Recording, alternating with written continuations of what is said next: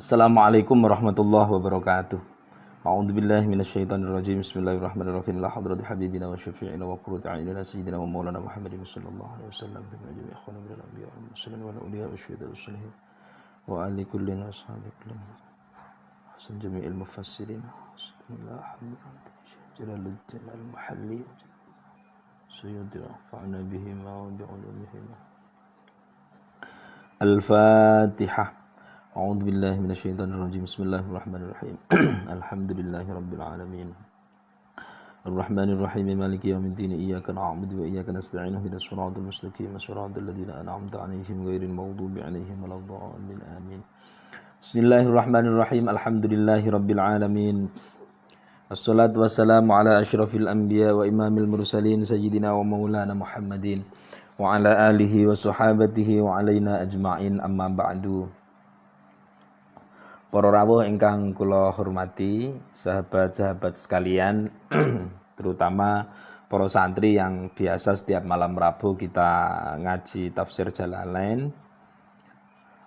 Dalam kondisi semacam ini kita masih harus melanjutkan pengajian kita dengan model online karena memang kita tidak diperkenankan untuk melaksanakannya secara di majelis, sehingga mudah-mudahan ini tidak mengurangi kemanfaatan, tidak mengurangi kita bertabarruk dan semangat kita sekalian untuk ngaji.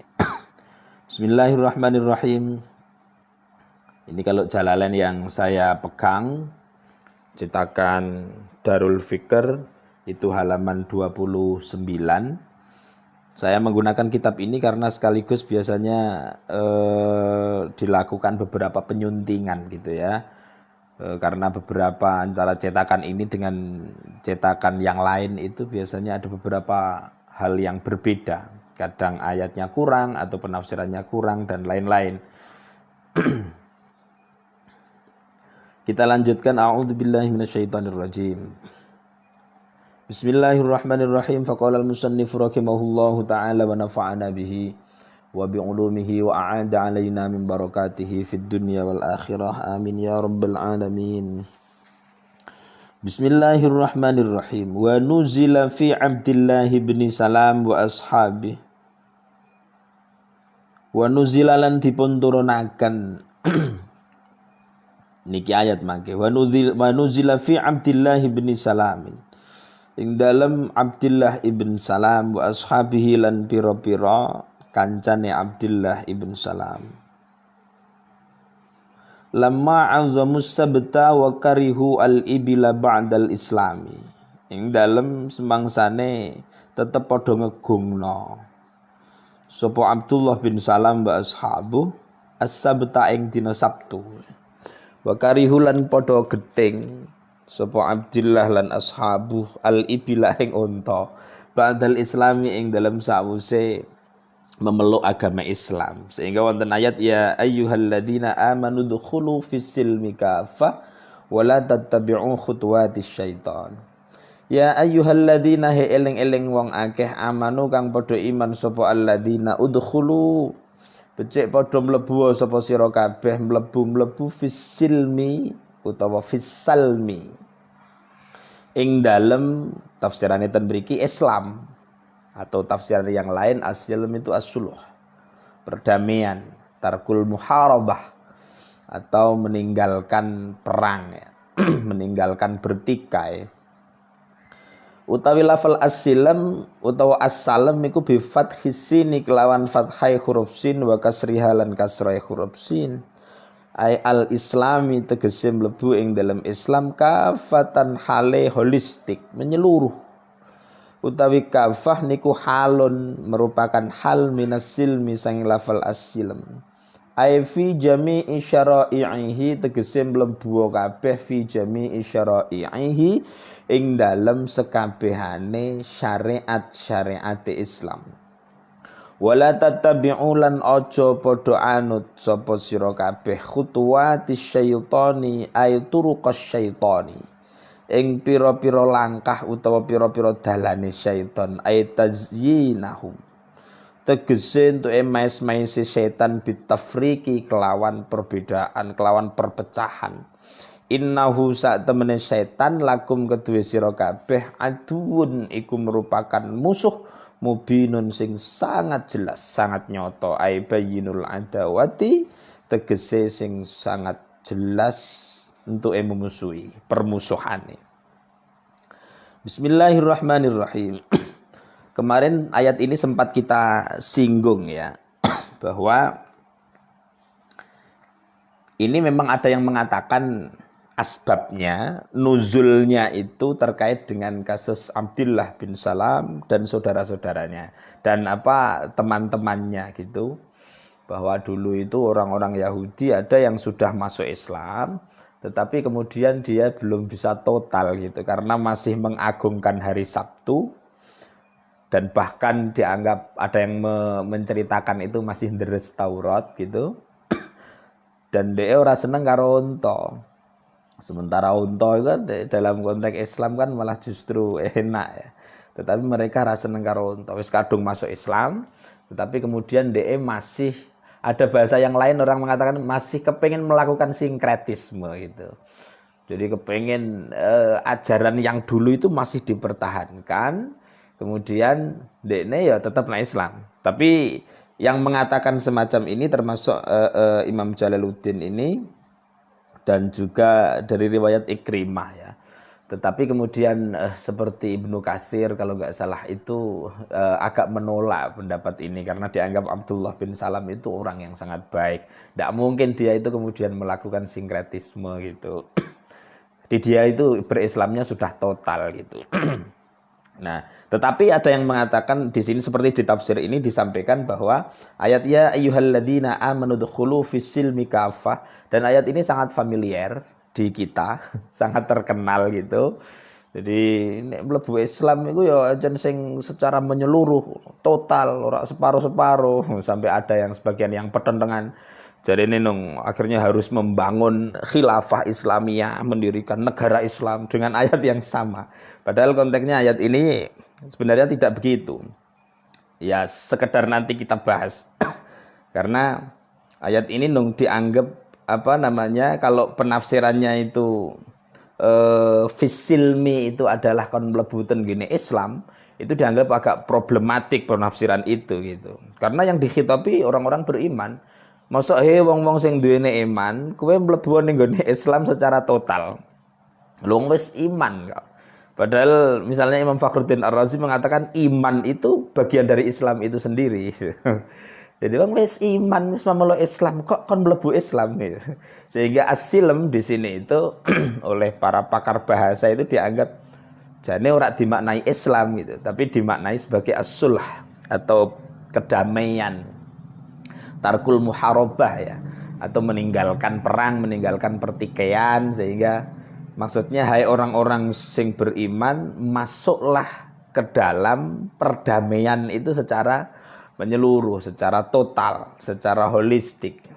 Tetapi juga yang namanya tafsir begini, memang kebenaran tafsir itu tidak mutlak, tapi nisbi. Kebenaran tafsir itu tidak kemudian wah tafsir iki mesti bener sing liyane kleru. Tidak bisa kita mengeklaim semacam itu. Bahwa memang di dalam dunia penafsiran itu untuk mencari makna objektif itu sangat diharapkan, tetapi tidak menutup kemungkinan atau bahkan sering mufassir itu ya makna subjektif itu juga sering diterapkan, karena yang namanya mufassir itu kan tergantung kepakarannya di mana, biasanya begitu. Kalau orang yang ahli bahasa menafsirkan Al-Qur'an ya yang dibahas itu ya secara bahasa. Kalau misalnya yang ahli fikih rata-rata tafsirnya ya ahkami gitu ya. Jadi fikih-fikih yang dibahas, hukum-hukum fikih. Kalau yang ahli filsafat juga falsafi. Kalau misalnya para sufi itu ya menafsirkan Al-Quran dari sisi sufistik atau tasawufi, biasanya seperti itu. Jadi kecenderungan itu pasti ada.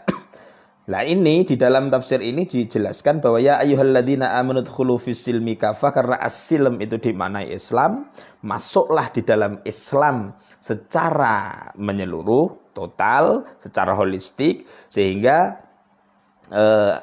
sebab nuzulnya disampaikan bahwa ini terkait dengan orang-orang Yahudi yang masuk Islam tetapi tidak bisa total karena mereka seperti yang dicontohkan di sini adalah Abdullah bin Salam dan teman-temannya itu masih mengagungkan hari Sabtu, masih tidak suka sama unta, itu sehingga dikhitabi oleh ayat ini, masuklah dalam Islam itu secara total, kafah itu. Nah, tetapi makna yang lain tadi disampaikan, tadi sudah saya jelaskan bahwa ada yang memahami as-silm di sini memang bukan masuklah ke dalam Islam, tapi masuklah dalam proses kedamaian itu secara total. Sehingga wahai orang-orang yang beriman, karena yang dihitapi orang-orang beriman. Wong beriman itu ya otomatis wis Islam. Jadi wong beriman dihitapi kan masuklah ke dalam proses perdamaian itu secara totalitas, secara holistik, jadi tidak setengah-setengah itu. Wala tattabi'u khutuwatis syaitan innahu lakum aduwwum mubin, dan jangan sekali-kali sampean semua itu mengikuti langkah setan, jalan-jalan setan gitu maksudnya. Khutuwat ini artinya adalah langkah-langkah ya. Jadi setan itu memang kalau misalnya menggoda manusia itu tidak langsung blek gitu. Itu langkah demi langkah, setahap demi setahap, setapak demi setapak. Salah satu makna yang tersembunyi ada di situ. Itu setan. Dan itu jangan diikuti karena setan itu musuh yang sangat nyata bagi manusia. Sahabat-sahabat sekalian yang saya banggakan bahwa as-silm yang akhirnya dimaknai Islam, sa, sin, lam, mem, itu memang berarti damai. Atau saya biasa sampaikan dalam konteks makna kata itu. Islam itu satu akar kata dengan salam dan juga salamah, silem, ada juga sulam artinya tangga. Jadi perdamaian itu tangga untuk menuju kehidupan yang saadah itu, kehidupan yang bejo. Sehingga dari satu akar kata derivasinya menjadi banyak itu tadi, sehingga muncul juga kata-kata Islam. Saya sering sampaikan bahwa Islam itu satu akar kata dengan salam dan salamah. Sehingga kita sering sampaikan bahwa orang yang mengaku Islam dan dia memang wong Islam gitu, ngaku-ngaku Islam, seharusnya bisa menebarkan salam dan salamah, bisa menebarkan kedamaian dan keselamatan bagi yang lain. Itu sesuai dengan hadis al-muslim, itu man salimal muslimuna min lisanihi wa yadihi, bahwa orang Islam sing apik, orang Islam yang baik itu ya orang Islam di mana muslim-muslim yang lain yang ada di sekelilingnya, orang Islam yang lain itu merasa selamat, merasa sejahtera, tidak terganggu oleh lisan dan juga tidak terganggu oleh tangannya. Itu muslim yang baik. Makanya Islam itu satu akar kata sama dengan salam, salamah. Sehingga orang yang Islam, mengaku Islam itu seharusnya bisa menebarkan salam, kesejahteraan, juga bisa menebarkan keselamatan bagi yang lain. Kalau orang-orang di sekeliling kita, orang-orang Islam di sekeliling kita itu masih terganggu dengan lisan kita, masih terganggu dengan tangan kita, perbuatan kita. Jadi keberadaan kita itu tidak menyamankan mereka dalam kondisi normal, bukan karena mereka hasad dengan kita. Itu maka kita harus introspeksi. Jangan-jangan memang saya itu masih nggak benar. Soalnya apa? Soalnya orang-orang di sekeliling saya ternyata masih terganggu dengan lisan dan tangan saya. Kira-kira begitu. Bismillahirrahmanirrahim. Fa in zalaltum min ba'di ma ja'atkumul bayyinatu fa'lamu annallaha azizun hakim.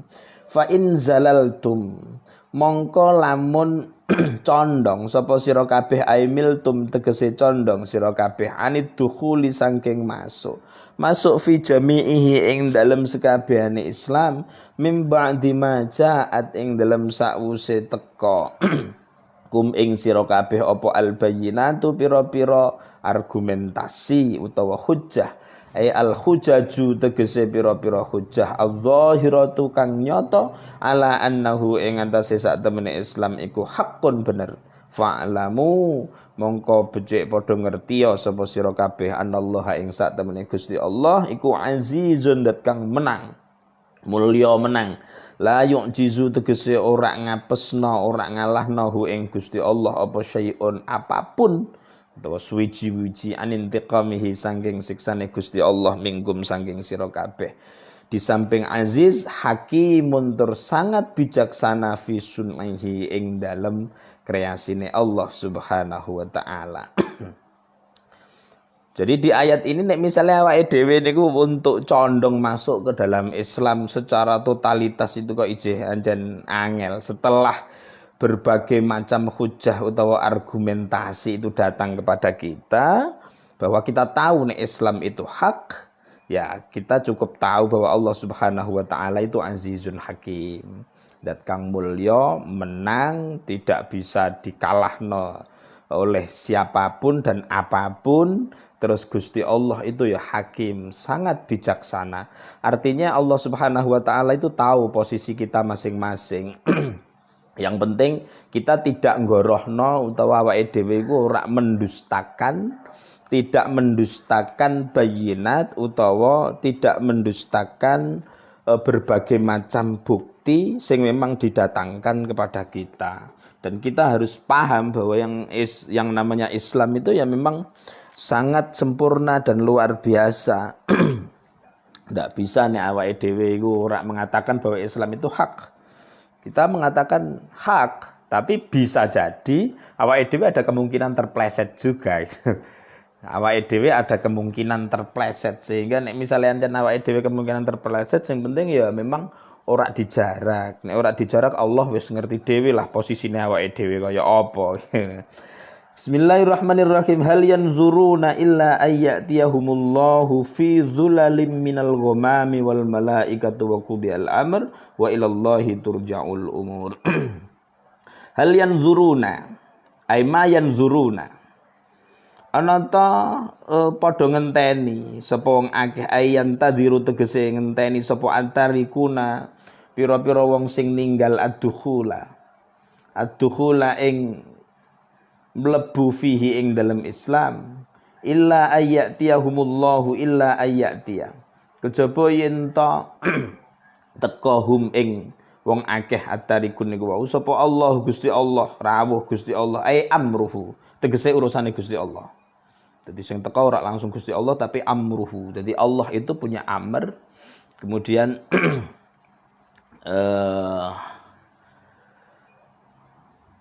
innama amruhu idza arada syai'an ini. Jadi ada amruhu. Ka qaulihi kaya pengendikane Gusti Allah au ya'tiya amru rabbik.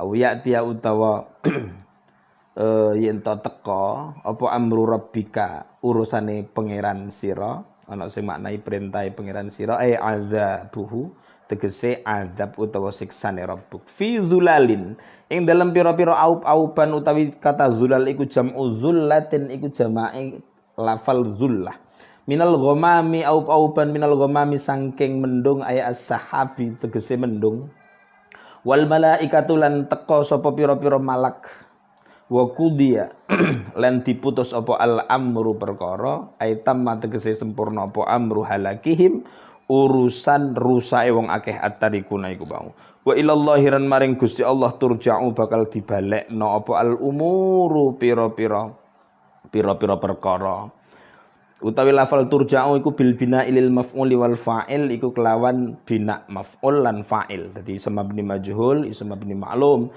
Tentu balekno umur niku wau fil akhirati ing dalam akhirat fayujazi mongko bales sapa Allah Subhanahu wa taala. Lah ini kalau misalnya di tafsir yang saya bawa sampai fayujazi saja. Tapi saya sempat cek di cetakan yang lain ada kata-kata fayujazi kullan bi amalihi. Jadi ada kata-kata kullan bi amalihi yang di sini memang hilang. Sehingga kadang-kadang saya membawa ini itu sambil nyunting gitu. Ada beberapa kata yang hilang, kadang-kadang ayatnya juga kadang-kadang terpotong enggak di. Dan ini memang sering terjadi hal-hal semacam ini dan itu agak bahaya gitu. Fayujazi mongko bales sapa Gusti Allah kullan ing saben-saben suwiji wong niku wau bi amalihi sebab amale wong. Jadi nek misalnya awake dhewe niku tetep ora percaya karo Islam misalnya, apakah kita itu kemudian harus menunggu nanti datang siksane Allah Subhanahu wa taala. Jadi Gusti Allah atau siksane Gusti Allah, para malaikat itu kemudian datang terus wis entek ngono wae. Apakah kita harus menunggu hal-hal yang semacam itu? Kan tentunya tidak gitu ya. Dan kita sangat paham bahwa seluruh apa yang kita lakukan itu mangke dibalekno kita ngerti seluruh balasan dari seluruh amal kita nang nggone akhirat niku bakal dibales oleh Allah Subhanahu wa taala. Artinya dari beberapa ayat yang kita bahas ini itu mengandung beberapa pelajaran untuk kita. Yang pertama itu tadi, kita diminta untuk masuk ke dalam kedamaian, untuk masuk ke dalam Islam itu secara holistik, secara kafah. Kalau yang memanai asilm itu sebagai as-sulhu wa tarkul muharabah, ke dalam kedamaian dan meninggalkan perang, meninggalkan pertikaian, meninggalkan permusuhan, meninggalkan gontok-gontokan gitu. Itu seharusnya memang total ya. Total itu ada yang memaknai begini. Tidak hanya sing materialis tapi juga spiritualis. Dua-duanya itu memang harus sinergi gitu. Itu yang namanya berislam secara kafah gitu. Berislam kafah itu karena kan ayat-ayat sebelumnya kemarin kita sudah sempat bahas masalah munasabah ya. Munasabah itu kemudian keterkaitan dengan ayat-ayat sebelumnya.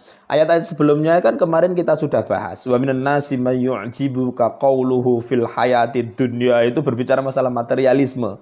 Sebagian orang itu kemudian ada yang sebagian manusia itu ono sing retorikane pinter, kemudian dekne ora peduli karo agama, tapi nek ngomong ekonomi ya apik dan seterusnya. Nek ngomong urusan dunia apik. Mayyu'jibuka qauluhu fil hayatid dunya. Itu dianggap materialis. Materialisme itu tidak baik juga. Tetapi ada yang tidak hanya begitu ya.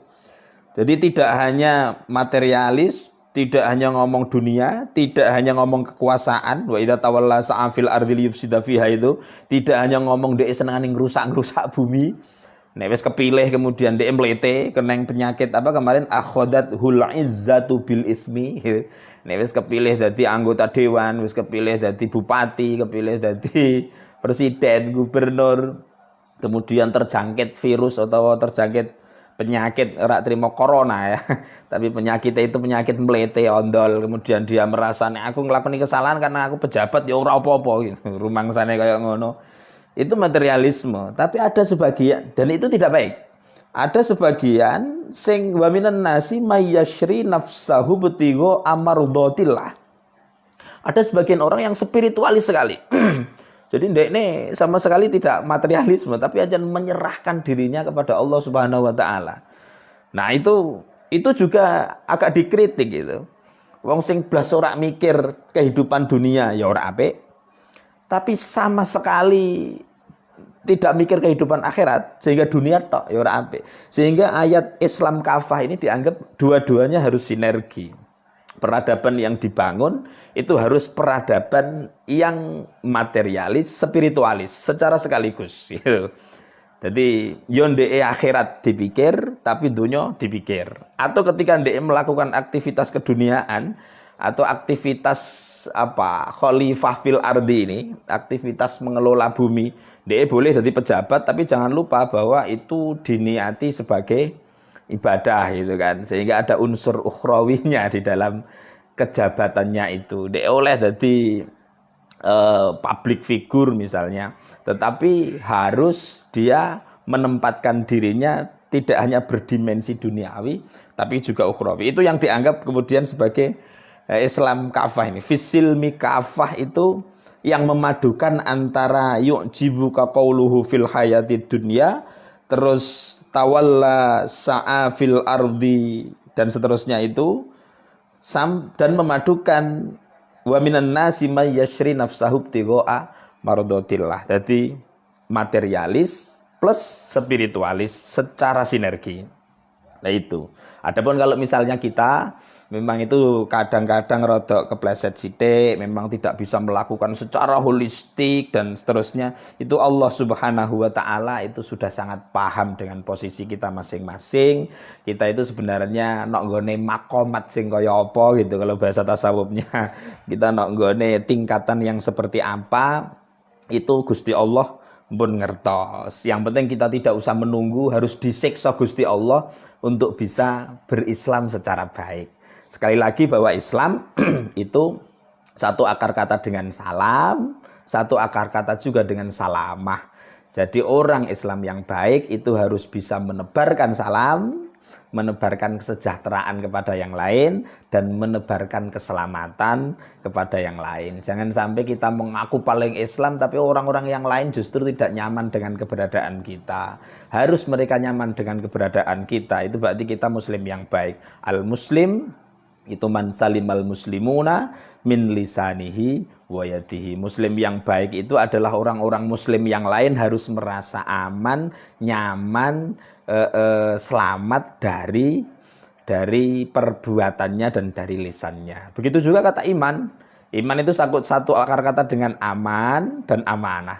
Jadi orang yang beriman itu harus bisa menebarkan aman dan harus bisa menebarkan amanah, dan dia juga harus amanah. Kalau misalnya orang mengaku paling beriman tapi wong-wong liyane orang merasa aman, terus dia orang amanah, ya harus introspeksi diri juga. Begitu juga ihsan. Itulah satu akar kata dengan hasan dan hasanah. Itu harus baik. Dan baiknya yang namanya orang ihsan itu baiknya melampaui standar adil. Kalau adil itu setara itu. Tapi kalau ihsan itu memang melampaui keadilan itu. Itu namanya ihsan. Jadi kalau misalnya sampean itu utang duit kancane 10.000, balik 10.000, itu berarti adil.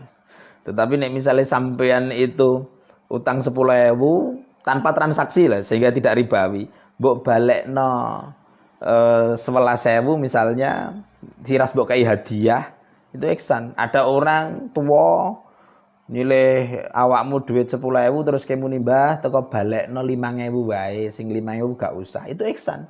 Nek dibalekno 10.000 namanya adil. Dan kepada orang tua kita itu harus ihsan ya. Bil walidaini ihsana. Janjane ngono. Tapi sulit untuk mencapai ini. Jadi kira-kira ini yang bisa saya sampaikan. Mudah-mudahan ada manfaatnya ngaji kita untuk saat ini, dan segala kekurangan saya mohon maaf yang sebesar-besarnya. Untuk santri-santri mohon bisa diingat bahwa pengajian kita selama memang masih kondisi semacam ini tetap kita lakukan secara daring atau kita lakukan secara online, tetap menjaga kesehatan, menjaga kebersihan, dan mengikuti aturan, protokol, atau prosedur yang sudah disampaikan oleh pemerintah. Kalau bisa kita tetap satu komando, kita punya atasan. Kalau kita di NU